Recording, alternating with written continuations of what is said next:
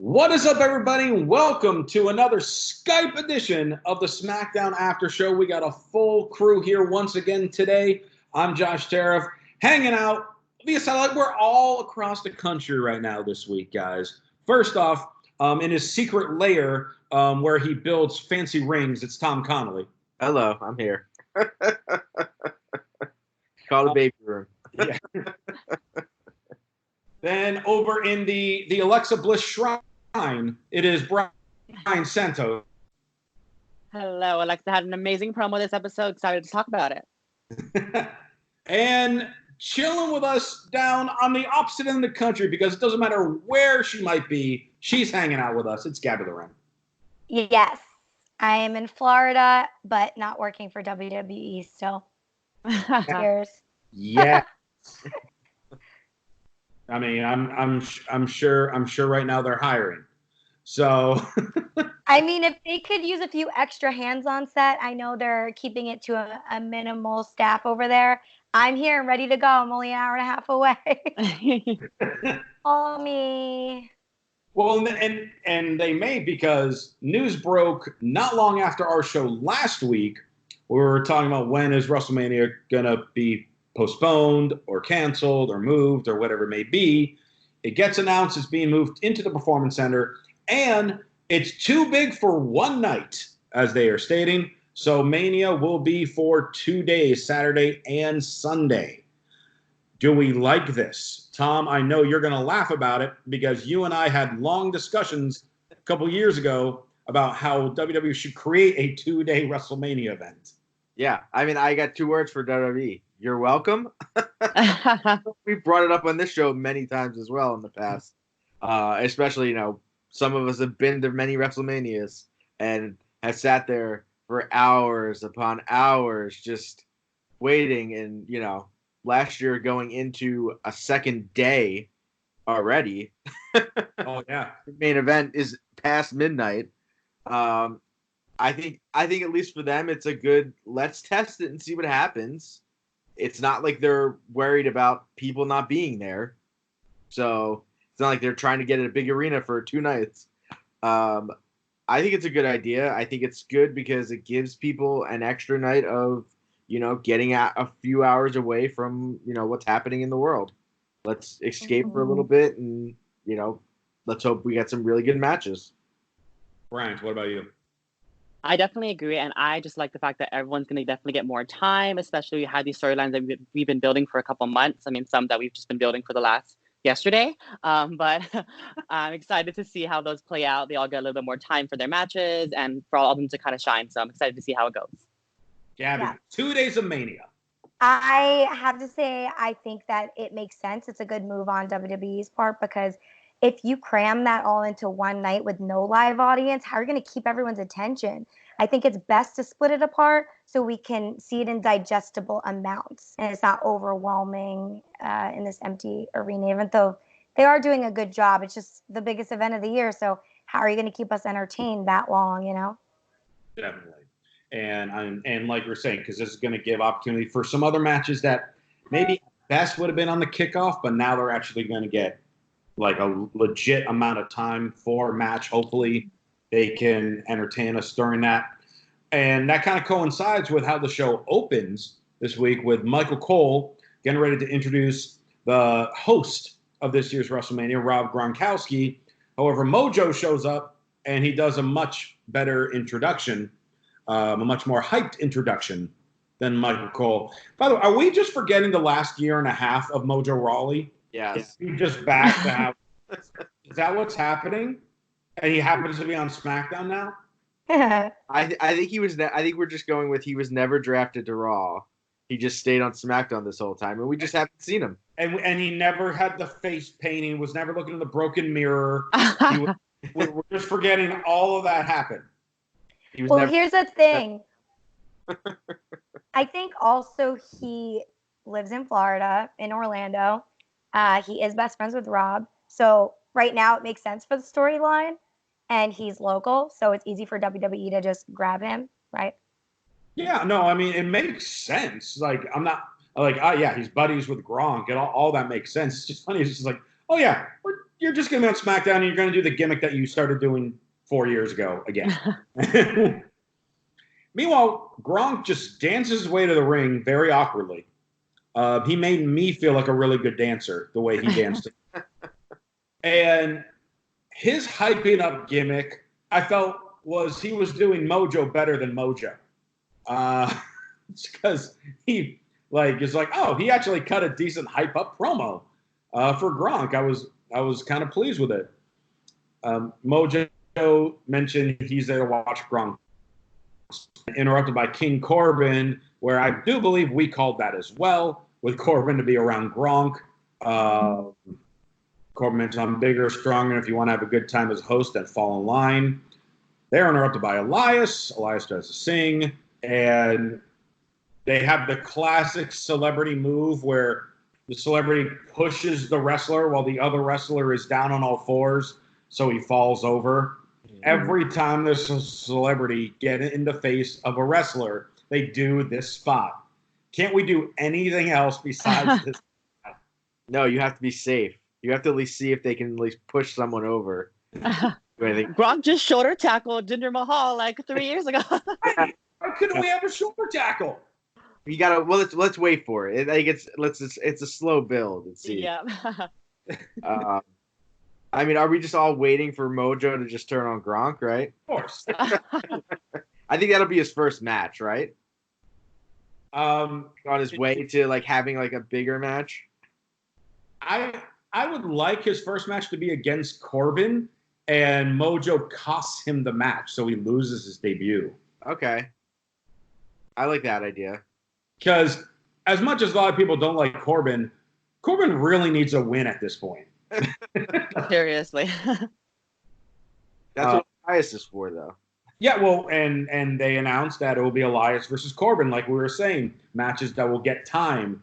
This was probably going to maybe at best be a kickoff match, but they're probably going to get 15 minutes on one of those 2 nights now. So you all would agree that Corbin is going to win in your predictions? Well, against Elias, not necessarily. I'm saying if he wrestles Gronk, I think thanks to Mojo, Corbin might win that. But Corbin's got to do something quick. Seriously. Yeah, I mean, I could definitely see him winning over if they're, with the match at Mania too. I just think Corbin is definitely still has to stay up at that top ranking somewhere. Yeah. Yeah, he's very hot and cold. I mean, he retired Kurt Angle at WrestleMania, and then now is working Elias. So he beat Kurt Angle at WrestleMania. He won King of the Ring. He had a long feud with Roman Reigns, and now what? I agree. Now what is over right? Mojo Rawley. Yeah, I think, but the Corbin's gimmick is really hard to get over with no crowd, though. Watching it at home. Oh yeah. Because at least he can yell at the audience and stuff. It's real. I think everyone is very hard to watch when it's very quiet. I think if anything for WrestleMania, they need to pump in some crowd noise at least. You know what? I'm surprised they haven't done that already. That's the one thing I was thinking, why aren't they doing that? If you watch sitcoms at home, they always add in the effects of people cheering and laughing. Mm-hmm. So why don't they do this for a so-called live show that cannot necessarily have the live effect automatically? I mean, I think they feel like there would be more negative feedback than positive with that. I get, yeah, it'd be cool to have some at home.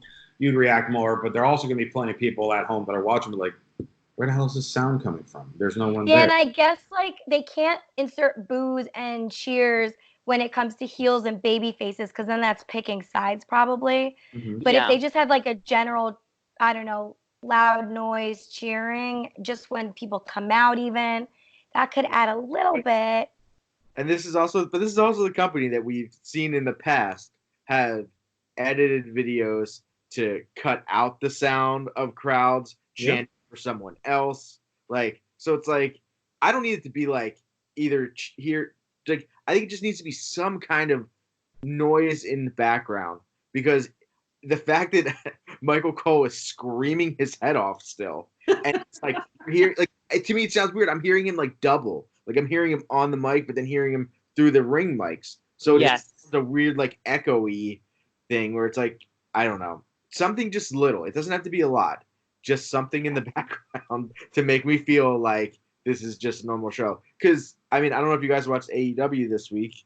They did it. I loved what they did. Yeah, I don't get why, like, just kind of, if you're gonna do that, I mean, I think we're supposed to social distance, you know.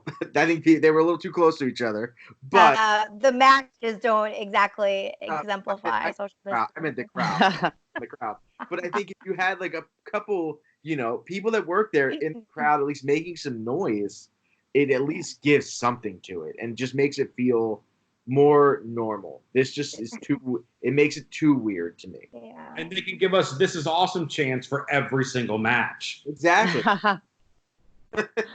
They should give something like "This is not awesome" to Gronk's entrance music, because that was the worst entrance music I've ever heard in my life. So bad. He owned it though. I heard of Will Ospreay's music that he came out to. I saw something online. Well, I don't know who it was, but they inserted different music themes for him to come out to, because before I actually watched SmackDown, I saw Jeff Jarrett tweet out like the song "Never Dies," and it was the clip of Gronk coming out to "With My Baby Tonight," and I was just like, if he actually came out to that song, I will go crazy. And then I watched it, and I'm just like, oh no, someone just dubbed it in. yeah. I got really excited because I wanted that song to be back on a regular basis. Tag team action to start the show. Insert Teddy Long's music here. Dan O'Brien and Drew Gulak versus Cesaro and Nakamura. Sami Zayn is on commentary. On paper, you're looking at this match, the four arguably best wrestlers on SmackDown all in one match. Like, yes, please. But it's amazing. We're talking about the audience sounds, how much an audience brings to a wrestling match. Because again, you have like the four best wrestlers on the roster, arguably, and it's kind of difficult to pay full attention to it because you're not being as drawn to it because there's no reactions. Mm-hmm. So if it's tough for these guys, imagine someone who's not nearly on par with the wrestling ability. Yeah. I mean, it's gonna be a long 2 nights, but match ends with Gulak tagged down Bryan, and he held on to Cesaro's arm for Bryan to jump off the top rope into a sunset flip to get the win, and then Gulak and Bryan are backstage afterwards to breathe deep, stretch deep, breathe deep, stretch deep. The Artist Collective approached them again. And based on the promos going, I was thinking what we were talking about last week. I'm like, oh, this is going to result in Gulak getting the title shot. But then it turned into, all right, well, if Gulak can beat Nakamura next week, then Sami Zayn will defend the Intercontinental Championship against Daniel Bryan. But to me, it was confusing. I thought he was wanting a triple threat match. Daniel Bryan. It seemed like he was like, why don't you defend the belt against me and him? Is what I thought. So then it seemed like if Drew Gulak can beat Nakamura, then Sami will defend it against both of them. I would rather see that. That's not what I gathered from it. Now I'm confused. Did you gather something different? Now I'm confused by all of you guys. I want to confirm this. Go ahead. I think I was can confused find too because it. my note says Drew versus Sammy. I thought it was Drew versus Sammy. I think I was just looking at my phone. Yeah, to me, it was just like, okay, Bryan talking about Sammy, but Sammy is saying, oh no, like if you're so confident, why don't you have Drew earn you the shot, which is how I gathered it. And I could be wrong apparently. And then he said, if you could beat Nakamura, then Bryan gets a shot. That's how I interpreted it. I'd rather Gulak be involved in it.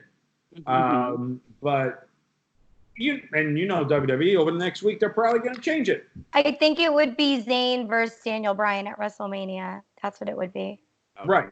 Which is what what we were saying with it, but we'd rather have Gulak in there. Yeah. Right? I think it will ultimately. I feel like they have to include Gulak. They're giving him such a push right now. Yeah. It would only make sense for even if, let's say, Sammy had this match, it could either be the start to Drew and Sammy splitting. Sammy could get it, and then Drew goes for it. That could be another way that Drew gets more in the picture. Bryan, you mean splitting? So, like, let's say WrestleMania match is Daniel Bryan, Sami Zayn, right? Let's say Sami Zayn has this Intercontinental Championship, then and gets it. Drew Gulak then could turn on Sami Zayn and go for that Intercontinental Championship.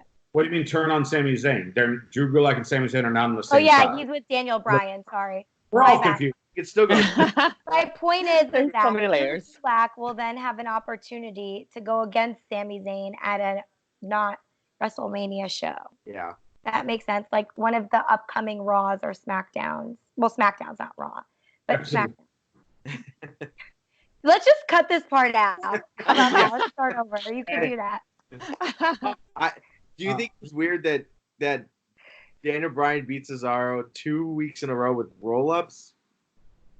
Yeah, I don't know what they're doing. I mean, Cesaro has been squashed for a while. I mean, not squashed, but, like, getting easily beat. And then now he is being, I guess, like, rolled up. Yeah. I don't know. I just thought, like, that's how... All right, last week I get was, like, it was a small package out of nowhere. Okay. That's, like, Daniel Bryan's specialty. Yes, it is. So that makes sense. This was, like... even, like, how Gulak helped him. Like, it wasn't even, like, oh, he, like, helped him hold his arms down or anything. Like, he just kind of grabbed his arm and he was able to pin him. I don't know. I also think they're trying to just kind of play it safe of, like, let's just get through these matches. We don't want anybody to get hurt. Like, we just want to, put on a decent match and get it over with, kind of. Yeah. So, like, Drew Gulak's suplexes look amazing, by the way. Like, Suplex City is closed. Brock Lesnar could never. They look really good. Yeah. From here, then we get Paige. She was supposed to be on last week, but obviously travel issues prevented that. So now we see her via Skype, and she's talking for a moment. Bayley and Sasha come out like almost immediately. But before we get into the promo, I gotta hit this. Oh no! Thought it went out of business. I'm just stopping it right there because it gets interrupted with things. But Sasha's outfit. So this type of outfit, this like tiger print onesie that she's wearing.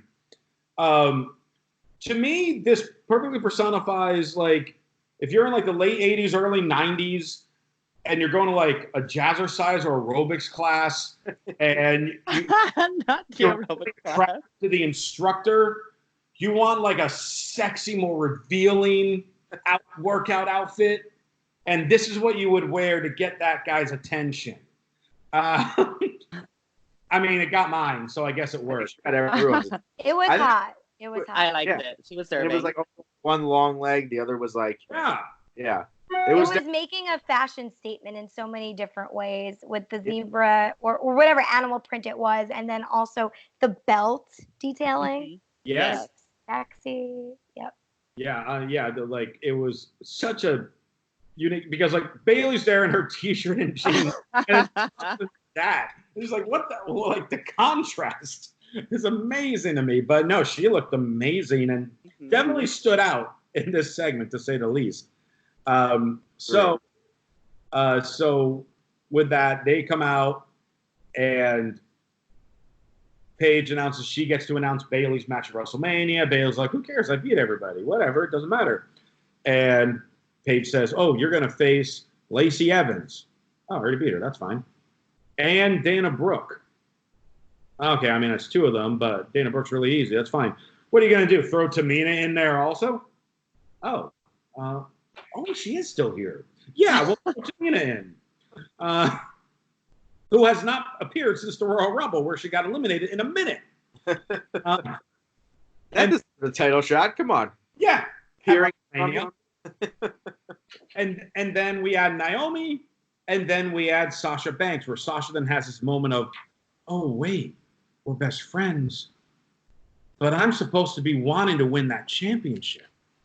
And now I can.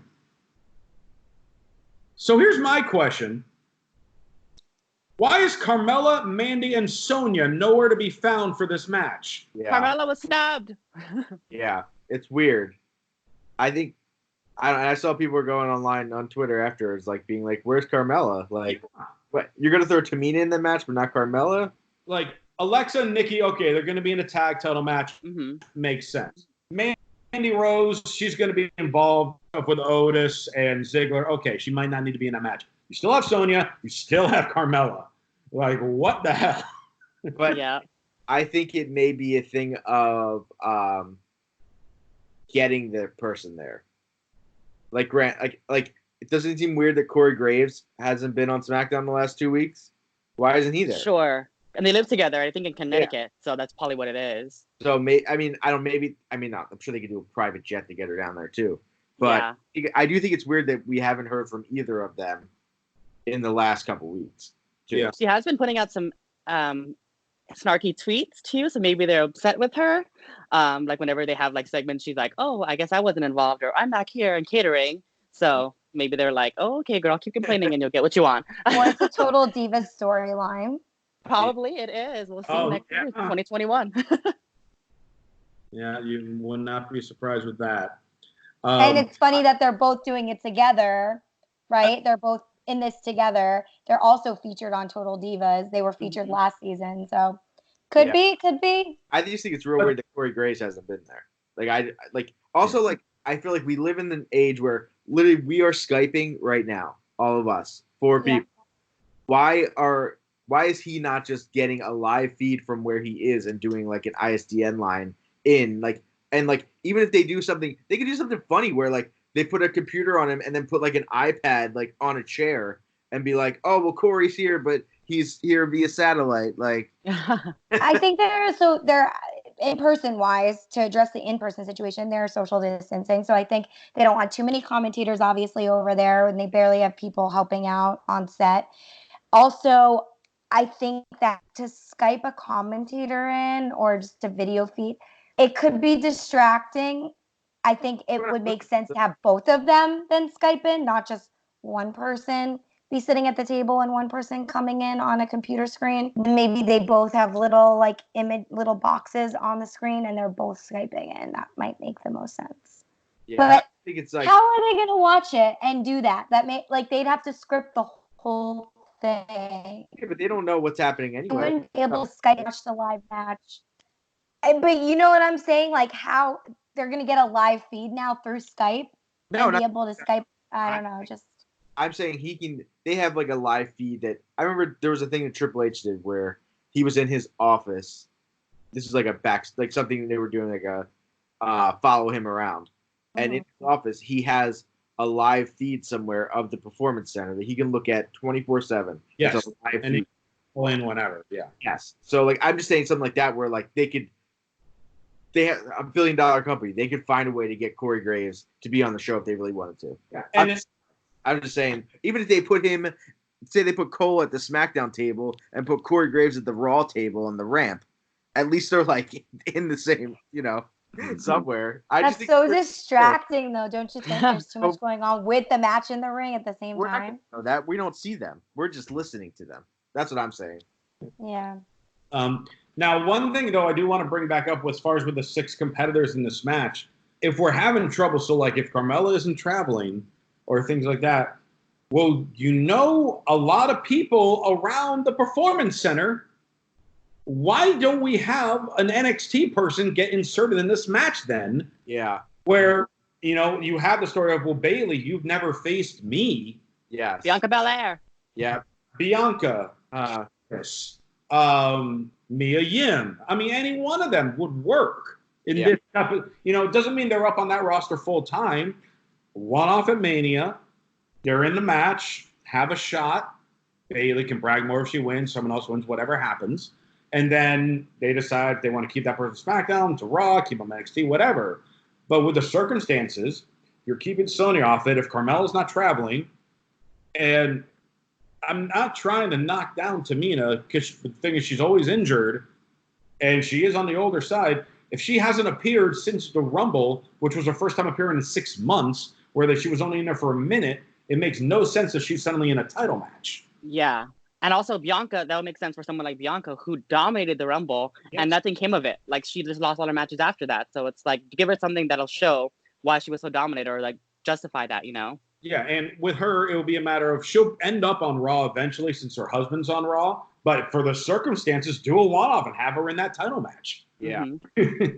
I agree. I really thought Paige was gonna say like, oh, you know, you've been talking all this smack, but guess what? I got a new client, and this is your client. This is, and I've talked to management, and this is who you're going to be going against at WrestleMania. And I really did think someone like from NXT or something was going to come out because they're just where they are. But also, Tamina responded on Twitter and she said, "Oh, and Bailey, I heard what you said. Yes, I still work here, dummy. At WrestleMania, title or no title, I'm just looking forward to hurting someone. Hashtag that someone is you." Interesting. I think you're going to say, all right, girl. I don't want this to sound mean or anything. I just hope she doesn't hurt herself because she's injured a lot. Don't come for her knees. I mean, I'm sorry. I don't mean to be mean. I'm not trying to be mean, but you know. I just think it doesn't really make sense when you really think overall. Mm-hmm. Yeah, I don't know.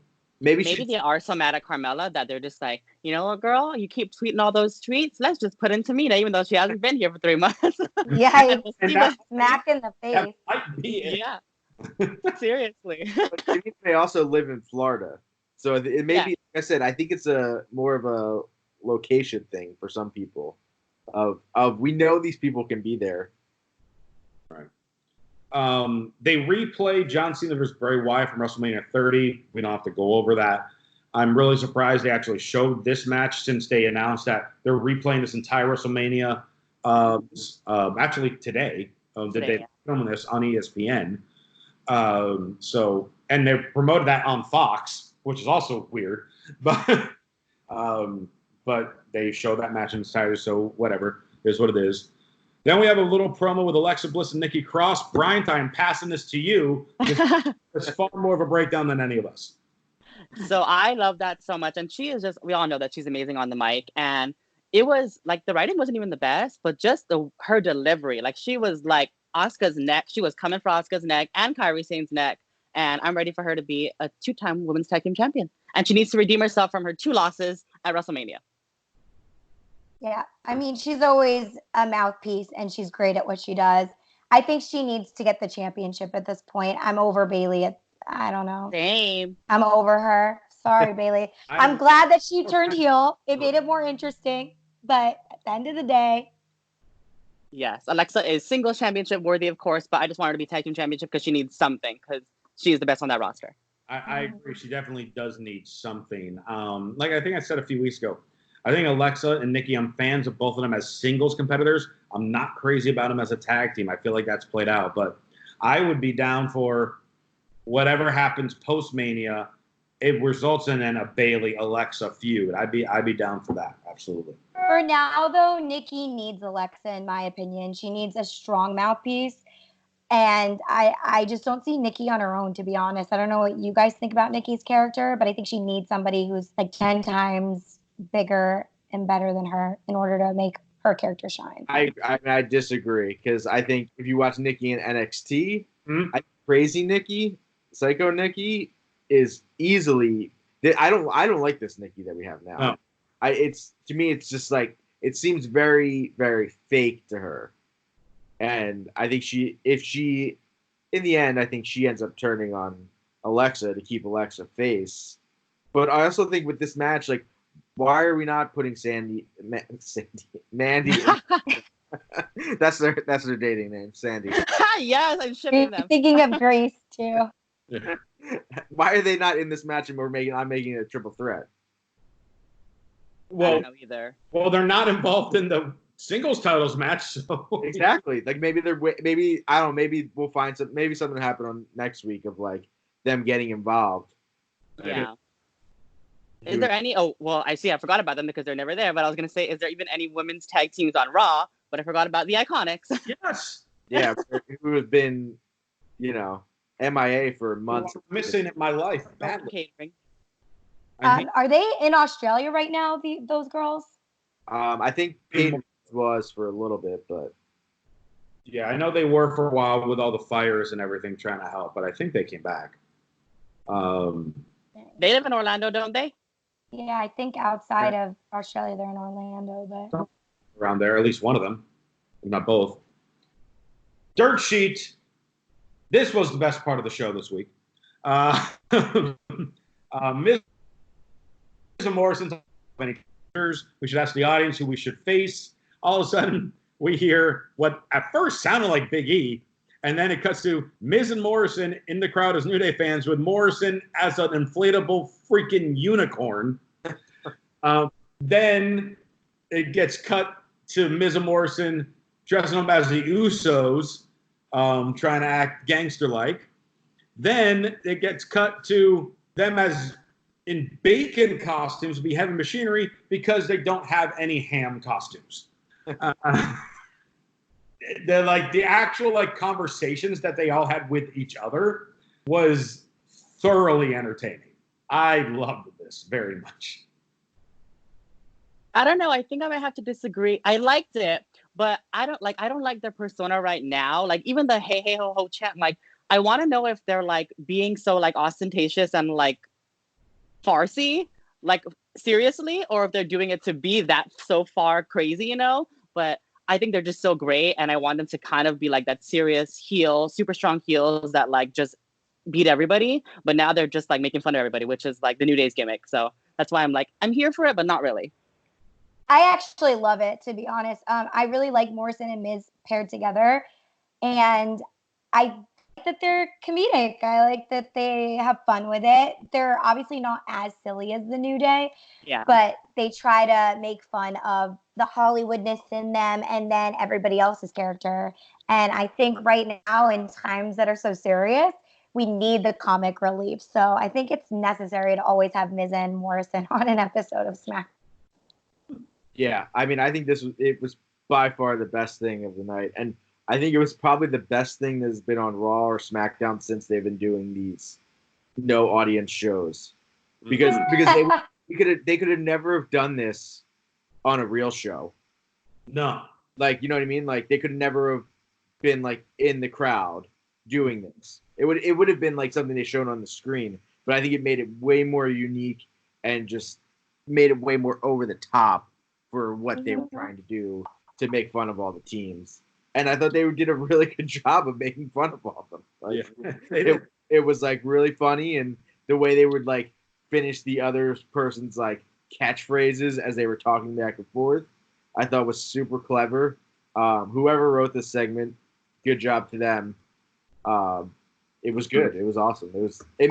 Don't you for the match?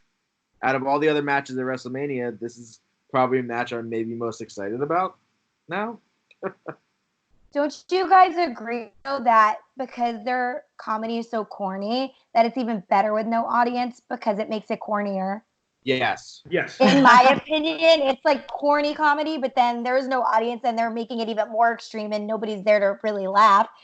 So it just makes it even worse, but it's better at the same time. Yeah. Because the crowd would be booing, Mm-hmm. Yeah. The crowd but now it's that emptiness makes it even funnier, I think. I don't know. No, I agree. You're right. I agree. This leads into Miz and Morrison versus Heavy Machinery. And before we even break down the match, I got another one. You love so. Not Rico. Oh, no. It's all Rico all the time. It's fashion. And these new Heavy Machinery t-shirts may be one of the worst t-shirts they have ever made. I have to look at it again now. So I didn't get a good enough look at it. I've never been a fan of t-shirts where they have someone's face on them. Sayings are fine, names are fine, but the actual face on it, to me, throws it off. This one has both of them, Tucker hanging in the background like tongue hanging out like he's a dog. Otis eating a giant thing of ham with the Heavy Machinery logo on it, and it then says ham and slam. Who in their mind is going to walk around in like, you know what? I take it back. This is the perfect quarantine shirt because nobody's in public. This is hideous. Like, look it up if you haven't seen it. Wow, yeah, that's This shirt is so bad. 80s. It looks like straight out of the 80s WWE shirt. Like, it looks like a tag team straight out of the 80s. Wow. And their tag team name is Ham and Slam, though, not Heavy Machinery. If I go, oh, it's Ham and Slam at this point. Yeah. Who's Ham and Slam? Tucker does the ham, Otis eats the ham. I mean, that's fine. I think you just made it up a new catchphrase. I didn't make it up. They already have it on a shirt. So what you just said there. Tucker does the slam and Otis eats the ham. I don't know if y'all can see that. It's actually pretty awesome. Awesome as in bad or awesome as in I love it. I would wear it. I like that it's a drawing and not an actual picture, though. Yeah, and I like how there's like a square around it that's clearly they didn't draw inside the lines as well. They just threw a bunch of things on Photoshop up in there. Yeah. Oh, so much with it. During the actual match, Ziggler shows up, gets on the mic, tells Otis, "I know you're smitten with my kitten." That one was that. That was it. He then, and we're in TV PG era and not in the Attitude Era, because like I think there are these photos you need to see, and they were from Dolph's Instagram that they took some photos of him and Mandy smiling and holding hands and stuff. Like, this was like 15 years ago. Would have been in lingerie. This would have been so like racy and just like very inappropriate. Like what Rob Van Dam is doing today on Impact. Exactly. But this is this is just nice. It's a guy and a girl who like each other and they're courting one another, holding hands, having fun. There's nothing wrong about it. And Otis snaps like a madman. Like to be fair, of everything that's happened these last several weeks with Ziggler and Otis and Mandy, this was the least tame or the most tame thing of all. And this is what makes him go off. He's like, they're happy together. No. And he just snaps. Why the ref didn't count everyone out, I have no idea, because we're out of the ring for a long time. And Tucker was down forever, too. Yeah. And Otis just destroys Miz and Morrison by himself. He's tag champs by himself, throws him through the barricade, grabs a chair. Tucker tries to plead with him to calm down. Otis attacks both of them with the chair, gets a DQ. Tucker's upset because a win there could have put them in a title match at Mania. Now they lost the match. And there was no Rude. So to me, it's looking like it's just going to be Otis and Ziggler one-on-one at Mania. With Mandy in a shark cage, like we talked about. Mandy in a shark cage. Mandy quarantined at home. She's going to be suspended an iPad. Winner gets quarantined with Mandy Rose. That would be amazing. I would agree. That would be so funny. I mean, I have so many questions on how this match ended. I mean, first off, why did we make the tag team champions look horribly weak and just both got decimated by one guy? Mm-hmm. Two, why was Tucker upset but hugging Otis instead of being legit upset? Well, was Otis crying at the end? I wouldn't put it past him. Did it not look like he was like crying into his chat, like crying into him as he was like holding him? Tucker didn't it make no sense as they kept showing Ziggler standing on the stage? Yeah, why didn't Otis go after Ziggler again? But why was Tucker like pointing at him like you're done? Like, you know what I mean? Like, he wasn't even like mad at Ziggler. He was mad at Otis. Yeah. I want how much I want to be behind this story. Yeah. I think what set off Otis, at least what they would kind of explain was like it wasn't so much the pictures. I think it was what Ziggler was saying of like, oh, Yeah. nice guys finished last, blah blah blah. But I wish Ziggler needs to be more mean though. He's not mean enough to him. Like Ziggler needs to be like, you're a loser, Tucker. You're a loser, and she will never, ever, ever be into you, ever. Like you know, what I mean? Like gotta be a real dick. I think he already was. He was already so mean. But he's got to be. Even Michael Cole said it. Michael Cole was like, great for "That's me. the hottest woman that Otis will ever be with," and I was like, "Geez, thanks a lot, Michael Cole. Don't give him any credit." But he's got to be way more mean than a bunch of the pictures like this. Like Here's the thing. we need a video of Mandy being like, "Oh, I never, I can't believe he would think I would like him." You know what I mean? I think we need, if we're gonna go with it, just go full bore. I would love if they brought another female superstar into the storyline that now likes Otis, and then Mandy could get jealous. Ooh, Yeah. yes. And it creates like this dynamic. What's Mandy gonna do? Might as well throw Tamina in. Make it Tamina so it makes sense. If she's been in a title match now, might as well give her a story. Oh my Could you imagine? Actually, you know who would have been good for this? Liv, even though she's not really on our roster, because she looks so much like Mandy and Carmella, like they all kind of are, that it would be cool to get someone who looks similar to Mandy to play this like other role with Otis to get Mandy jealous and to get her back. But that would be the exact same storyline Ziggler was in with Lana and Summer Rae. Yeah, it could be similar, but either way, like I just or get Carmella involved and then Corey Graves gets upset. Like There's that so could many be layers. He loves He's Mandy. on commentary usually. So. All right, and then from there we have the contract signing with Goldberg and Roman Reigns. Not a whole lot happened with this. What do you mean? They talked so much. It was so long. I think it was like 30 minutes long.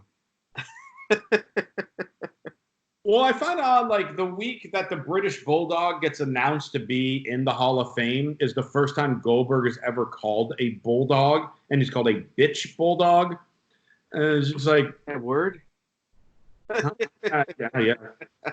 It is now. And like the whole zing in these promos was Goldberg slams his head into doors. Yeah. That was all that was brought up. But also, if you're trying to put across how strong Goldberg is, I think I would have had him sign that contract, and instead of him flipping the table, he should have just put his hands through that table and just destroyed it and smashed it. Like if he's supposed to be like breaking things like with his head, he should have headbutted the table at least or something. Actually, if he picked up the desk and headbutted it and the desk broke. Yeah, like wouldn't it be? I mean, I also think like if he was just like, you know who's next? You're next, and he just grabbed the table and just headbutted his head through it, and he's sticking his head through like Jack Nicholson in The Shining, like you're next, screaming his head through. That is crazy. Has Goldberg? We know he's known for slamming his head into the doors and being dumb about that. But has he ever used a headbutt in an actual match? I don't think so. Why are we bringing it up? He has less moves than John Cena and Brock Lesnar combined. Yeah. I think they needed to have some kind of thread to bring this together of like why this match is happening, because it literally happened out of nowhere. Fear versus fear. But like I think they needed to like, so it's like, oh, he just happened to tweet this out 2 months ago, so let's use this as a talking trash point in this promo. Yeah, it was so random. I was like, Michael Cole, what kind of pot are you stirring? I mean, I'm here for whatever soup you're making, but he was literally just grabbed that random tweet out of nowhere, and he was like, look what he said, Goldberg. I felt like I was watching Total Divas. Right? Seriously. Total Divas. Yeah. So, I mean, that's how SmackDown ends, with the desk getting thrown and the two of them just staring eye to eye with Michael Cole cowering in the corner as the show wraps up. But it wasn't even anything good said in the promo. nothing in this promo got me excited for this match. I was not excited before. We're getting paid to do that. How much? Yeah, to throw a chair and flip a desk. A lot, probably. I mean, He probably got hazard pay too for being there, so he probably charged extra. yeah. That's what I was actually wondering too this whole time. Like, are these guys making extra money being that they're filming during these circumstances? And who knows who had to travel in for this stuff? Like, are they using all locals? Did they fly anybody in? What's going on here? And that's actually, you bring up a good point, because one of the things that I'm thinking of with Mania, I know we're going to get into more details in a moment of Wrestling Wrap, but with more details on it, well, these wrestlers normally get a big bonus if they're on the WrestleMania card because of all the money WWE makes from it. Yeah. Are they still getting a bonus? Way. I mean, I think it could be all up. Probably something. But my thing is, you have Roman Reigns, who literally last year we didn't even know if he was even going to wrestle again because his cancer came back. Yep. So he already has like his immune system is already like compromised. Right. I'm almost shocked that they are actually letting him do this. That to me, a guy that you're banking your future on after this, to let him be around other people and do this. I think me personally, I think it's a dumb idea. You know what I would hope? They could have done something. And I think sorry, Gabby.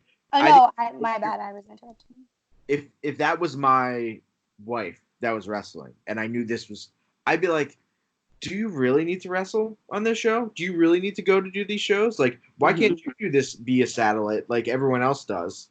And then maybe go to WrestleMania and have the match. Maybe. But I just think it's a weird thing to put out there to everyone. Yeah. I would hope also maybe testing everybody before they put them, camera to do these matches, because they're having physical contact, and as we all know, you may have no symptoms but also be carrying them. So the people that are compromised, like Roman Reigns, probably shouldn't be doing anything like this in general, to your point, Tom. So I would hope that WWE has like medical in place that they're actually testing prior to. And Florida is under the same restrictions right now as California, with the only essentials being open. But people are still going out. People are still going to the grocery store. People are still doing things outside. And you don't even show symptoms for 14 days. So it is very tricky. And a lot of athletes obviously have come down with this. Yeah. And to kind of bring up another thing, like we've seen, I don't know if you guys seen in the news, it seems like every NBA player is like getting tested. I mean, granted, one of them, somebody in the NBA tested positive. Now there's a bunch now. There's a bunch of them have tested positive. I wouldn't probably afterwards. I wouldn't be surprised if they all get tested, but also that comes down to the whole point of everyone getting very upset about these NBA players getting tested because, like, just because you're rich, you can get tested. Like, there's other people that are actually sick or having symptoms that need to get tested, and now we're like wasting tests on these guys that just need to show up to do this, where like we don't really need to have WrestleMania. We can put it on hold. It's not, they're gonna get, WWE's gonna get their insurance money back for this. They already are, because it already got canceled by the city. Right. So they're not really losing their money on this. And to go back to Josh's point about the bonus structure, I would hope, I don't think we'll ever know this for a while until it comes out in a podcast later on down the line, but I would hope that they would keep those same structures in place, because they've made so much money. And on top of that, like the Saudi Arabia deal makes them so much money. Oh, yeah. So I'm sure that they can pull from somewhere to compensate their talent, even in these hard times. Well, because also remember, they have a men's and women's battle royals at WrestleMania. Those obviously are not happening this year based with the reasoning. So there's a lot of men and women that would have gotten some type of bonus for being on WrestleMania that would not, because they're not on the show. Yeah. Right. All right, let's get in the wrestling wrap. We're done. It's good. this anyway. So let's just dive right into it. All right. So wrestling wrap for this week. We all know that WrestleMania has been decided upon to create a 2-night event. So we did specify, but we'll talk about it again, Saturday, April 4th and Sunday, April 5th.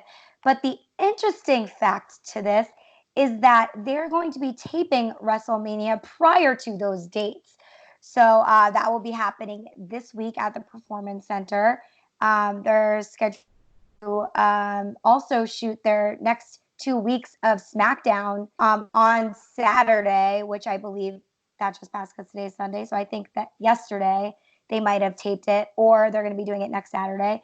And then Sunday as well. And they're going to be also working on taping Raws for the next 2 Mondays in advance. So do you think this is a good idea, as we don't really know where the COVID-19 pandemic situation is going to lead us in the next few weeks? They do tape this all prior so that they could keep their storylines intact prior to WrestleMania and leading up to WrestleMania? Absolutely. I think the smartest thing for them to do this way, they get it out of the way, have the footage ready. Everyone can stay home and quarantine themselves for the next few weeks.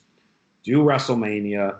If necessary, then those next few days after, tape a couple more, go home again. So they're interacting as little as possible, and we're still having the stories go through. And a side note, why is WWE yet to mention COVID-19 or coronavirus on television? Do we know? Triple H did when they did SmackDown, actually, last week. He did multiple times. It just wasn't this week.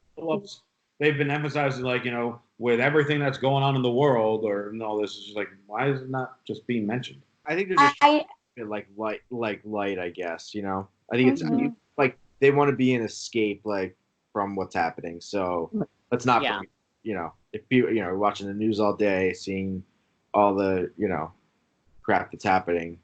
I don't need to be reminded. Like, I feel like the no audience alone is a reminder every time I watch. So Sure. That's like I think it's good enough. I just think let's not bring people down even more. But Tom, then what do you think? What Gabby was asking as far as taping multiple episodes at once? Yeah, I mean, I'm surprised they haven't done it already. Like, I'm surprised they haven't done this they didn't do this last week. Like, I get the idea they want like a live show on Monday and Friday, but with everything ramping up, I mean, I want to throw this question out to you guys. Granted, it's Sunday now. Do you think they'll tape on Wednesday, Thursday? Or I guess they probably won't get shut down, but I was thinking that, either the state or something would go into like, everything's got to be closed. Everyone's got to stay home kind of thing. So I think it's smart for them to do it. I think that I'm surprised they didn't do it last week. Get it over with. Just be done with this, and let's move on into the future. Will we even get a Raw after Mania? No, I'm guessing not. I think if anything, that's just going to be a recap show of what happened. To be honest, you guys, Florida enacted the non-essential, only essential business is being open, right? So WWE, they considered essential or non-essential, because they're breaking the law technically, correct? Yeah, right. That's what's happening. I think if anything, I'm sure the state will kind of, in the end, we're turning a little blind eye to this, because in the end, you are giving people an entertainment of something to distract them from what is happening in the world. Well, and also happening in their state, so it's their home base. Yeah, I just think if they're complying by the rules of, like, if it's, I don't know what it is in Florida, if it's like 10 people or less gathering, like, if there are at least people keeping distances, then I mean, they're not really breaking the law, I guess. Technically, they are, because they're not an essential business. If you look at, it's grocery stores, restaurants. Like, this is a restaurant. Abby, this is a training facility. McMahon is above the law. We all COVID is not taking over WrestleMania. I'm okay with you guys staying open, though. I'm not hating on you, but that is what's happening. We all could call it. I think the problem is that like you were saying, you don't know if you have it. You don't know. So it's like we're traveling these people in from different areas of the country, to interact with each other, closely interact with each other, people that are wrestling each other. Oh, in the film wrestle. Yeah. Yeah, and like Goldberg and Roman's promo that was like, cut the mic, Vince, because this is uncomfortable. Yeah, I mean, I think it's smart of them to let's just get it under our belts, get it over with, and I mean, this will be a WrestleMania we'll never forget. Yeah. Yeah. And just to wrap that last story up, they're not proceeding with doing Hall of Fame or any of the extras leading up to WrestleMania, which I think was a smart decision. I don't think they're this year without the properly executing it. Yeah. Yeah. I think like for the Bella twins, I read it online that it made so much sense. It's like they're going to the Hall of Fame, and I would love to see them in the Hall of Fame right now, but they're two pregnant women. They shouldn't be flying anywhere, first of all. They shouldn't be interacting with people. So That makes me surprised that Daniel Bryan is like even doing anything. right. I'm really surprised he is actually interacting and being on TV. He might not have had a choice. I think they all get a choice. This is what they're like, we're paying you, and you need this check. So I think Daniel and Brie are doing okay right now. I don't think you desperately needed that check right now. yeah, but Daniel Bryan is one of the biggest superstars in WWE, and if you piss off your boss and you don't make the money you need to make, then a lot can go downhill. Like all the money they make is because of WWE. Whether it's Total Bellas, I know. Or Daniel Bryan performing on Smackdown. Mm-hmm. It's all coming from the same employer. Anyways, my next story is that SmackDown's ratings remain steady second week in a row from the Performance Center. It was down about 1% from the previous week that we talked about, but it's still doing well. It had 2.63 million viewers despite everything going on. So again, I think we could attribute that to the fact that everyone's at home and has all this free time, most likely. And then going into my next show, we kind of talked about Total Bellas a few seconds ago, but E is actually moving up the premiere date of Total Bellas, and the season 5 will air on Thursday, April 2nd at 9 p.m. Eastern time now. And Nikki Bella pretty much said on Instagram, okay, Bella Army, a lot of you have been asking through social, if Total Bellas can premiere earlier. And E! Entertainment heard you and worked their magic, and Total Bellas will premiere a week earlier on Thursday, April 2nd. So set those alerts, alarms, and DVRs because Bellas are back in less than 2 weeks. Spread the news. So it's going to be an interesting time for television, as a lot of TV will probably be moving up their premiere dates in general because, their productions are halted. A lot of Hollywood's losing billions of dollars in the process. So might as well push the things out that they're able to get done and are in post, right? Yeah, it makes sense. Especially Brian. Movies are just being released to be streamed right now. Yeah. Things that are done in production, get them on right now because your ratings are probably going to be better now than they will be in a few months because everyone's home doing nothing. Good point. Brian, are you excited? You're a Bellas fan. I am. I'm so ready to see what's happening. I can't wait to see the gender reveal that we're going to see at the end of the season, but it's going to be exciting. I love the Bellas, so.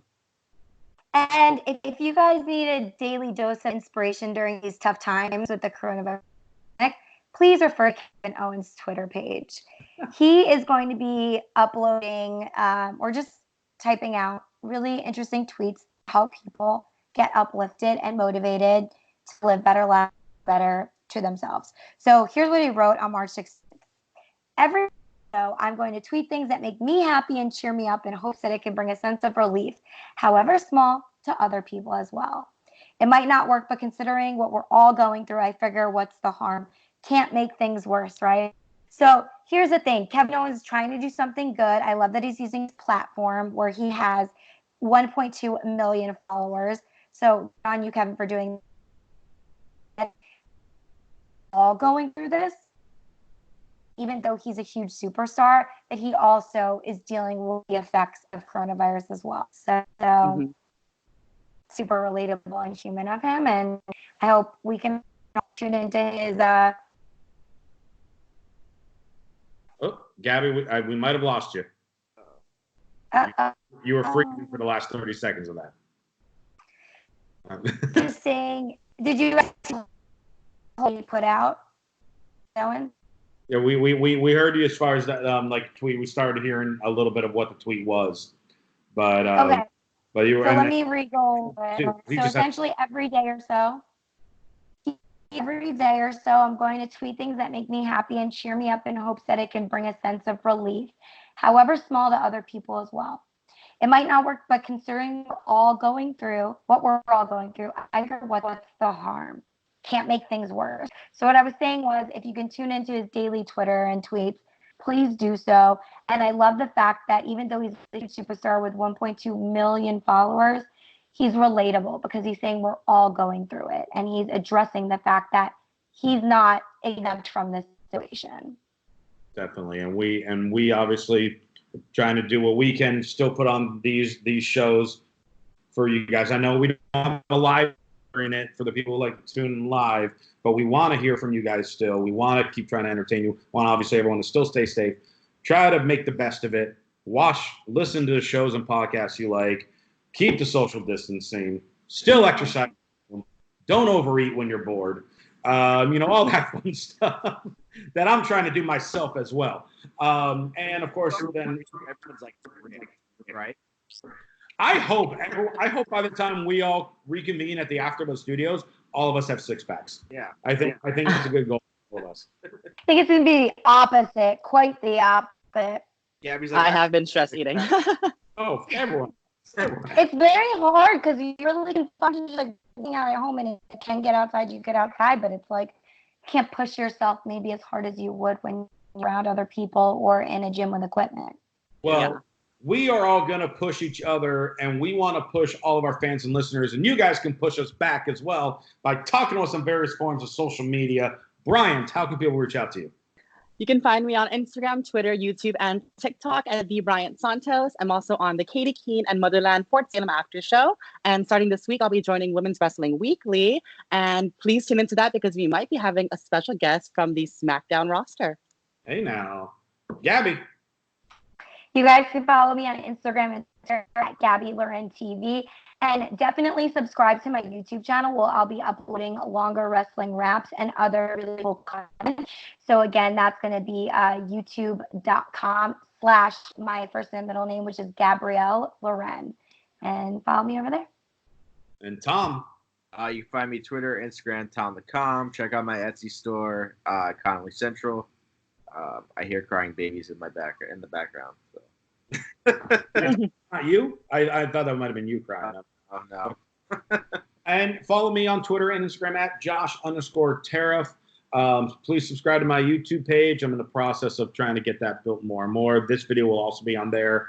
And also Cameo, if you guys want me to give you a little motivating, or if you're discussing a wrestling topic, want someone to settle a debate, that's the way to do it. Find me on Cameo. Gabby's on Cameo as well. You can get her on there. And Christian Rosenberg, Pro Wrestling Tees, tees.com/Christian Rosenberg. If you have the time, buy a shirt, support. And for all your other AfterBuzz TV news, follow them on Twitter at AfterBuzz TV. Thanks so much for tuning in. Tom Connolly had to help the babies, so he's not in pictured anymore. But for Tom Connolly, Brian Santos, and Gabby Loren, I'm Josh Tariff, and we will see you next time.